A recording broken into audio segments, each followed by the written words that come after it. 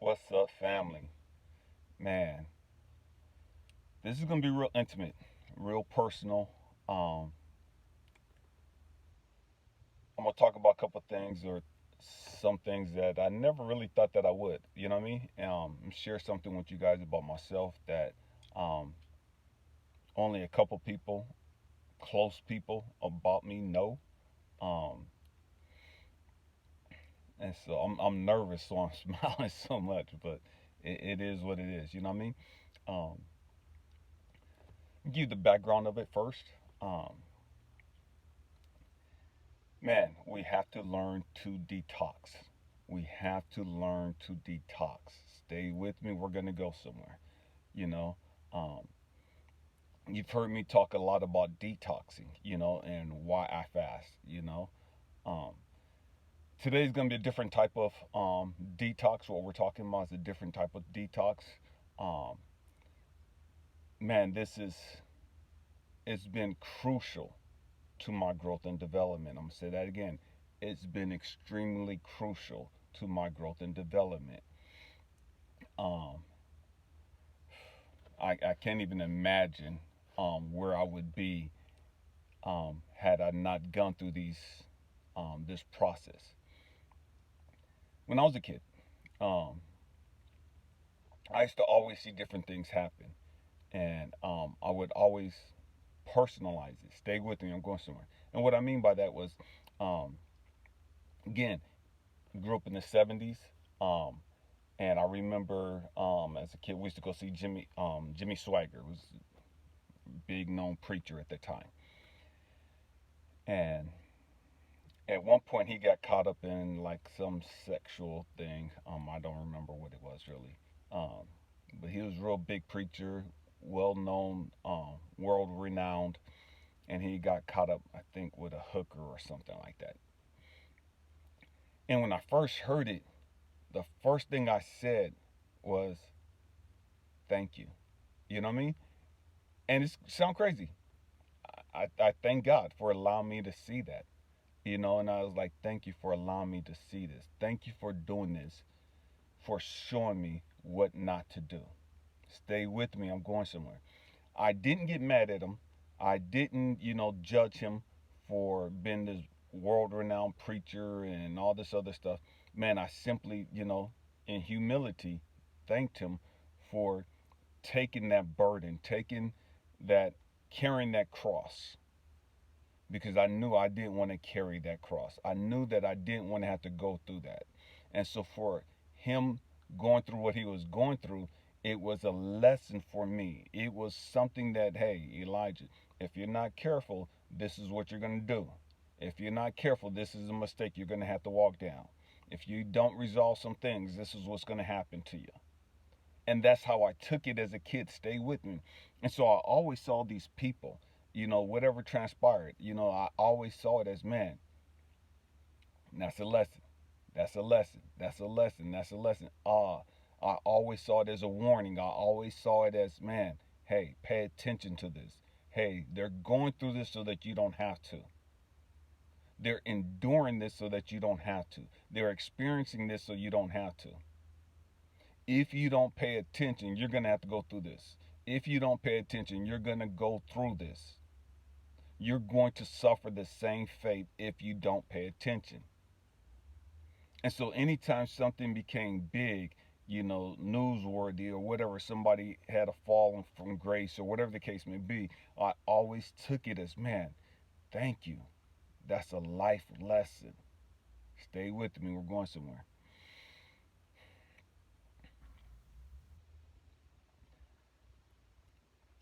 I was in the Air Force for a number of years, traveled all over.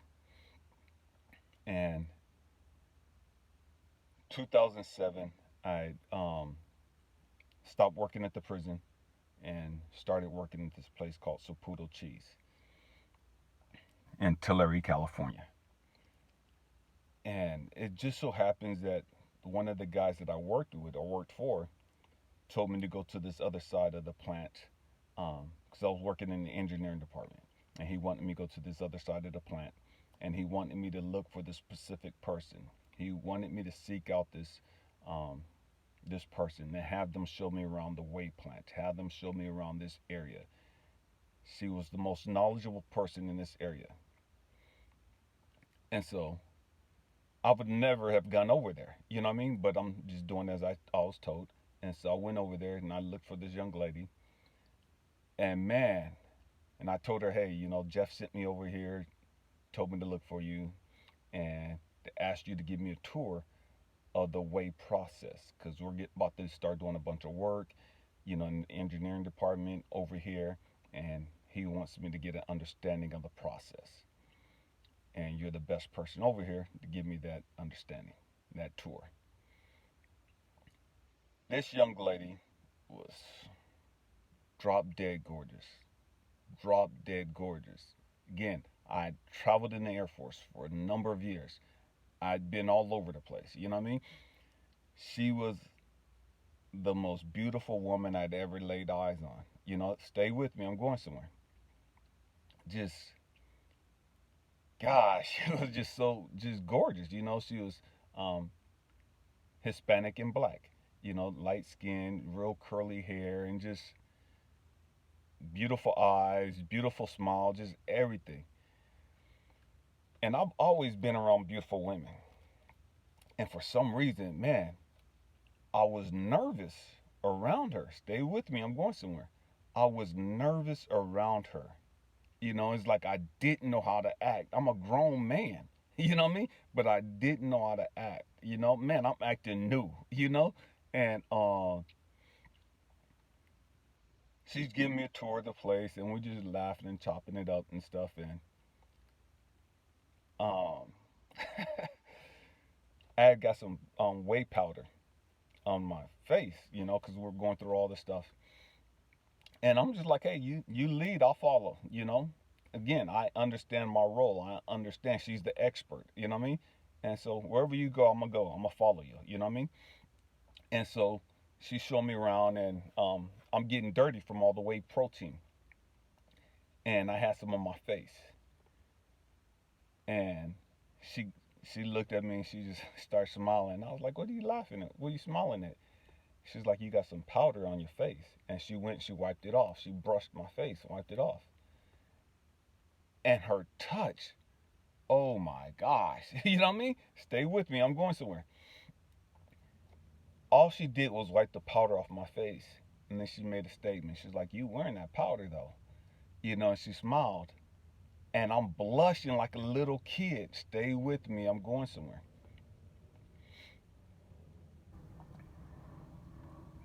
We exchanged numbers, and um, I used to wear a ring on my finger, on my wedding finger. I wasn't married, but I wore a ring all the time because I was sick of riffraffs. You know what I mean? I was sick of women coming up to me, flirting, and just I'm trying to go through this process of changing my life. Stay with me.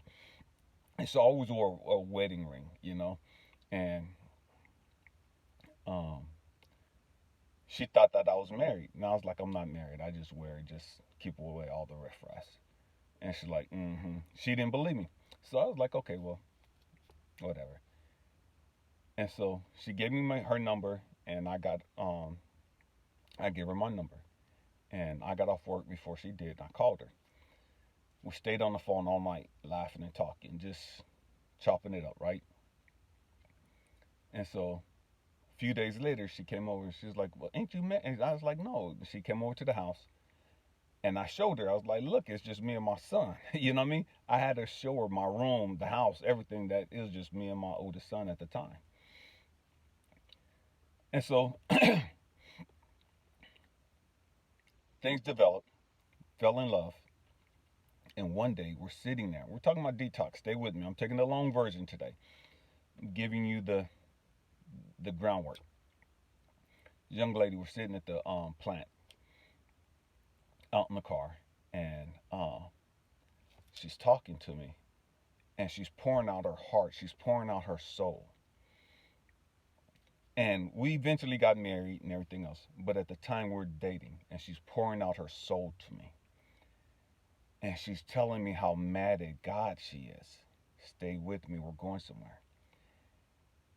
And I'm like dumbfounded. I'm like, I can't believe this. What the heck are you talking about? You're like the most gorgeous woman I've ever met. It's like, are you serious? It's like I couldn't really believe what I was hearing. And she's talking about just how mad she was, um, because she had 3 sons, and she was married to their father. And it's weird because her divorce was finalized like 3 or 4 days before my divorce was. And in California, when you get divorced, you got to wait like 6 months before it goes through. You know what I mean? Before it becomes effective. And so we didn't even know each other when we filed for divorce. I didn't file for divorce. My wife, previous wife, filed for divorce and left and moved to Georgia. And so I didn't even know this young lady, Cecilia. She didn't know me. I started working at the plant afterwards. Anyways, our divorce became finalized like days before the other ones. And we laughed about that. And she's sitting there, she's just chopping up, talking about how just, because she has stretch marks on her stomach from having the babies. And nothing she did could get rid of those stretch marks. You know what I mean? Stay with me. We're going somewhere. We're talking about detoxing. Nothing she did, nothing she could do would get rid of those stretch marks. She was, man, she worked out all the time. When she wasn't at work, she spent 2, 3 hours at the gym. You know what I mean? Great shape. Great shape. Drop dead gorgeous. But she couldn't get rid of the stretch marks. And she didn't have the finances to go in and have surgery to remove all of that. And so I'm listening to her talk. And she's crying. She's just pouring out her heart and soul. And I asked her, I said, Cecilia, I said, do you mind if I say something to you? And she was like, yeah, whatever. Go ahead. I said, that comes across as so ungrateful to God, right? And she's like, what do you mean? I said, don't get me wrong. I said, babe, you're like the most beautiful woman I've ever met. Drop dead gorgeous. You have a great job. A great job. You get paid very well, 20 some bucks an hour. You know what I mean? This 2007, you get paid over 20 some bucks an hour. Great benefits. You got so much going for you. Your hair, I mean, just everything. You know what I mean? Just drop dead gorgeous. Everybody wanted to get at her. All the dudes was trying to get at her. All the girls was trying to get at her. You know what I mean? Just drop dead gorgeous. I said, and you're mad because you got stretch marks? I said, and nobody even sees that. She used to wear baggy clothes all the time because she didn't want people seeing her shape. Because she was always being sexually harassed. Stay with me, we're going somewhere. And so she's pouring out, like, man, just how mad at God she was and just how mad she couldn't get rid of those stretch marks. And I asked her, I said, Cecilia, what is it going to take for you to let that go? What is God going to have to do to you for you to get over your stretch marks? It is what it is. You got 3 kids. They're great kids. Why are you tripping about this? Nobody sees your belly but your husband. You know what I mean? Nobody sees your belly but me now. Why are you tripping? And she was dead serious about it though. Dead serious. And I'm sharing this because she's no longer here. She's no longer here, and I'm sure that she wants people to hear her story. To know her story. you know. And her story is not just about this. But stay with me. We're going somewhere. And I'm sitting there, and it's 2007, 2008. We're having this conversation, and I'm saying, Cecilia, is it going to take you getting in a car accident and you getting disfigured for you to stop tripping off of your stomach? You have to learn to let that go. And she wasn't trying to hear that. I said, I'm scared. And she was like, why are you scared? This is my issue. And, da, da, da, da. And I said, I'm scared that you're going to have to get cancer or something devastating for you to come to grips with the fact that, man, you're tripping. I know it hurts you. I know it's painful. I know the emotional attachment you have. But at some point, you're going to have to let that go. And my fear is that something devastating is going to have to happen for you to finally get to that point.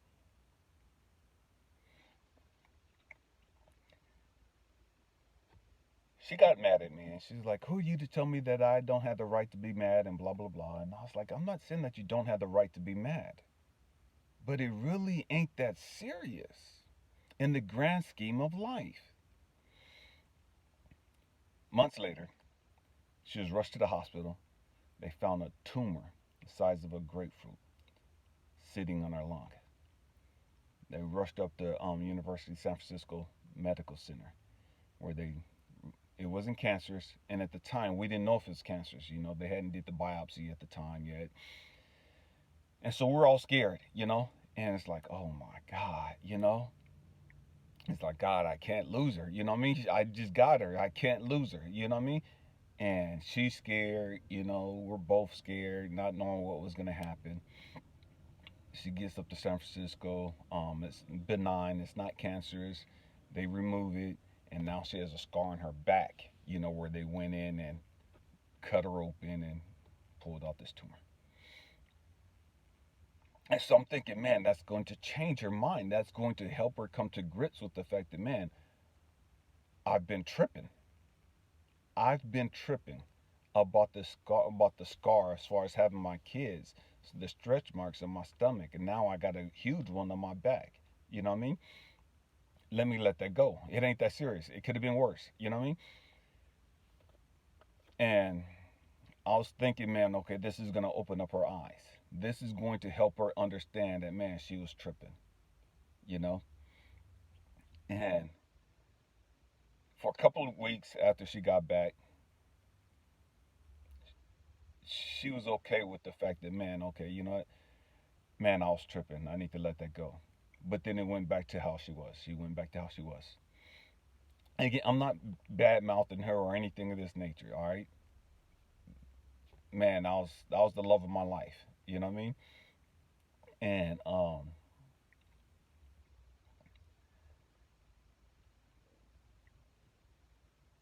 2014, we went out to San Jose, and I just found out that my brother passed away, colon cancer, out in Florida. And my uncle called me and said he wanted to see us. They were having a little family get together in San Jose, and wanted me and my wife to drive up to visit. And it's like, man, I didn't want to drive up there. It's like 4 hours, going north.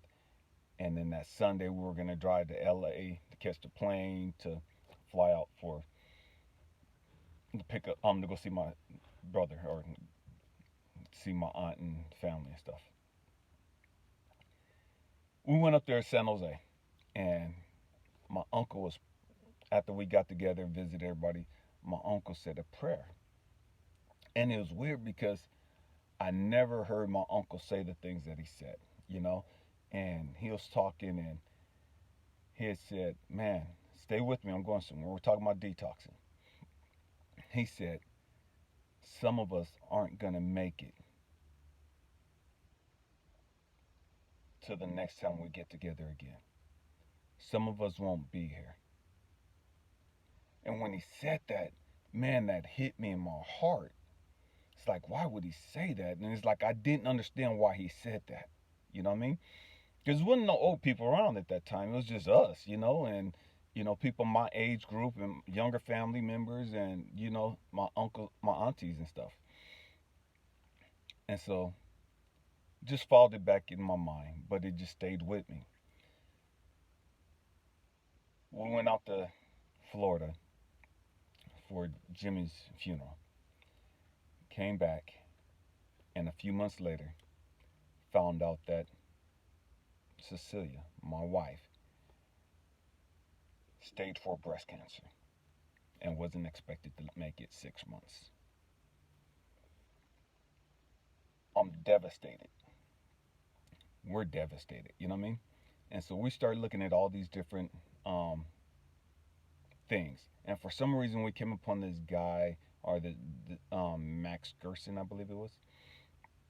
And um, he talked about doing enemas and how it is so beneficial to your body. Stay with me.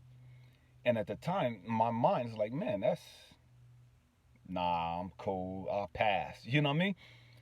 I ain't doing nothing like that. That's no, that ain't for me. You know what I mean? And so she started doing them. And she was like, man, you need to do this. And I was like, I'm not trying to do that, you know? And one day, I'm sitting there and me and God's talking. And I can hear God say, Elijah, you need to do enemas. And it's like, God, I'm not doing that. That's that's not manly. You know what I mean? That's not me. This conversation I'm having with God, that's not me. He said, if you don't do this, you're going to have colon cancer like your brother. He said, what's more important? You getting over your ego, you getting rid of that crazy way of thinking, your negative way of thinking, or you fighting off colon cancer? Which one would you choose? Pick one. I'm talking about detoxing. And when he said it, it's like, dang, I mean, why has it got to be that serious? Why it got to be that, you know what I mean? Why does it have to be that extreme as far as this or that, you know? And what he said was, you have to let go of your negative thinking. You have to let go of your stinking thinking. You got issues, and you need to learn to let that go. You've been holding on to such negative, toxic thoughts for years. Yes, you've learned a lot. You've taken on a lot of new information, but you're still holding on to a whole bunch of crap that you got to let go of. You got to let that crap go. You sitting here talking to Cecilia about letting crap go. You sitting here talking to her about letting that crap go about her stomach. You're holding on to stuff about all this other stuff. Let it go. What's more important, your life or your image? And nobody's gonna see you doing this. Nobody's gonna know that you're doing enemas except for your wife. Why are you tripping off of this? I'm telling you, there are all these benefits to this, but you're resisting and fighting it because you rather hold on to the stupid thought process you have. You rather hold on to this stinking thinking than to reach your full potential, than to detox and get rid of all this negative stuff.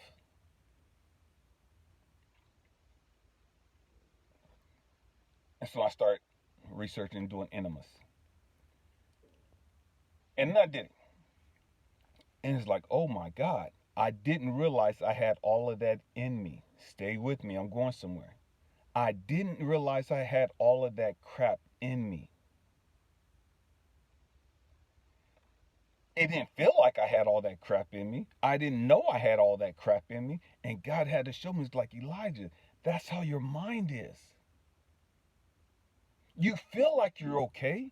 You talk like you're okay. You act like you're okay. But you don't understand all the toxic crap that you're carrying around with you. You don't understand all the negative crap that you're harboring, that you're holding on to, that you got to let go of.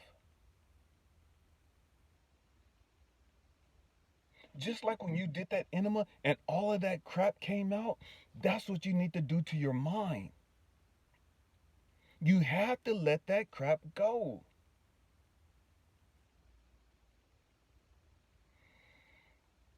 And once you start letting it go, there's going to be a floodgate of more and more and more crap that's just been sitting there subconsciously that you're going to have to let go of.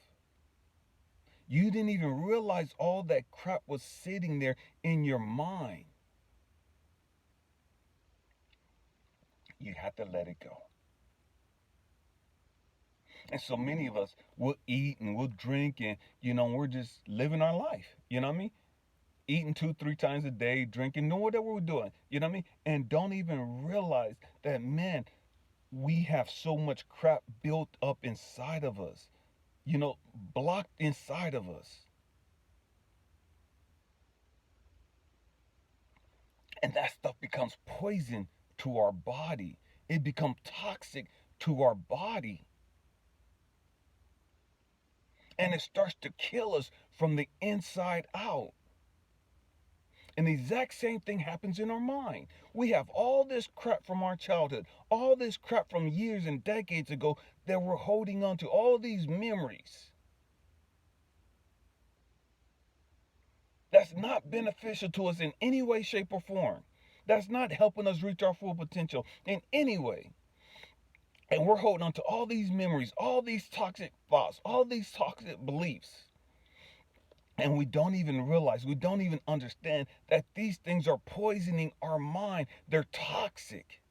They're killing us from the inside out.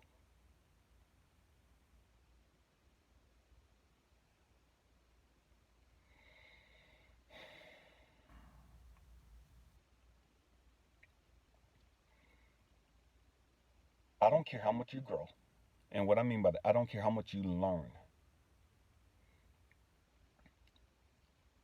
If you don't unlearn, if you don't let go of all of that crap that you're holding on to, your growth is going to be stunted.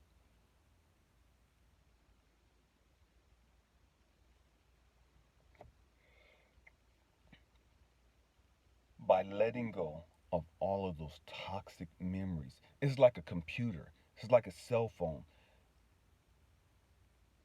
You have so much memories, you know what I mean? Capacity. And you have to start letting go of certain things that's not good for you anymore, certain things that is not needed anymore, certain things that's not even useful anymore. Why? So that you can make room for new stuff. So you can make room for better stuff.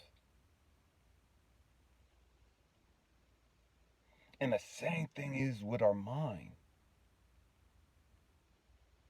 You have to let go of all of that crap, family. And it's a trip because you know what? Man, we'll get constipated and we'll have all this crap built up and built up and built up and don't even realize how much crap we have built up.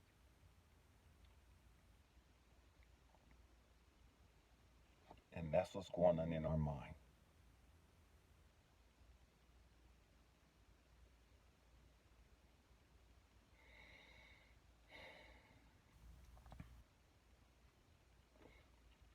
When I looked at my brother and how he passed away, it didn't even register to me that, man, I knew he died from colon cancer, but I didn't even personalize it. I didn't even make the correlation until God sat me down. And he had to sit me down after my wife got cancer, you know. And again, he died in August, 2014. February 2015, we found out that she had stage 4 breast cancer. That's when God hit me. Elijah, you got to wake the hell up. I know you think you woke. I know you think you got it together. I know you've learned a lot. I know you've been studying. I know this. Da, da, da, da, da, da, da. You've been doing this. You've been doing this, and you're helping these people. And da, da, da. You got all this stuff going for you, but you're killing yourself from the inside out. Not just physically, but emotionally. You gotta let this crap go.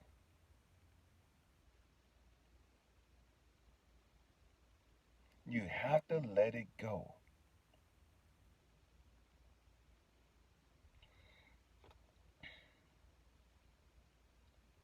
I lost both of my brother and my wife. And in the process of losing them, I gained my life. In the process of losing them, I learned how to live healthier. In the process of losing them, I gained a better understanding of life. It was a hell of a price to pay. Hell of a price to pay. I don't take their deaths lightly. Let me say again. I don't take their transition from this planet lightly. It still affects me. I look at it now as, man, because they went through what I went through, I'm where I'm at now. I've learned what I've learned. I've let go of what I let go. I'm evolving. I'm growing. I'm going to other levels because of the life that they had.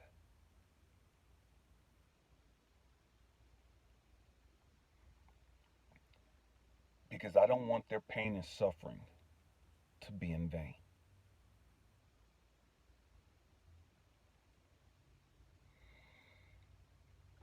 Family, my hope and prayer is that you detox your mind, you detox your body. So many of us will fast, you know what I mean?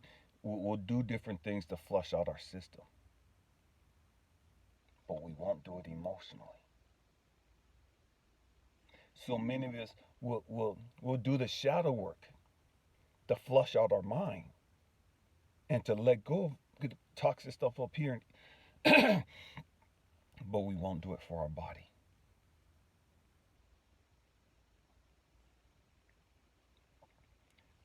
As above, so below. I love you guys. Happy healing.